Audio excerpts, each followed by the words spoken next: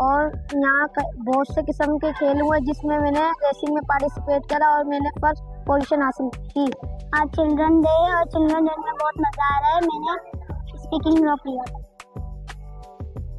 बच्चों के आलमी दिन के मौके पर स्टूडेंट टैलेंट क्लब काजी में स्पोर्ट फेस्टिवल का इनेकाद किया गया, जिसमें रस्साकुशी, खो खो और एथलेटिक्स के शानदार मुकाबले मुनक्किद हुए। मोहम्मद रेहान अकरम का कहना था कि ग्रास रूट लेवल पर बच्चों को तैयार करना उनकी राइट टू प्ले की निशानदेही करता है। इस इवेंट में पाक कॉलोनी, ये गवर्नमेंट और प्राइवेट स्कूल के तलबा और तालिबात ने निहायत जोशो खरोश से शिरकत की और अपने ख्यालात का इजहार किया।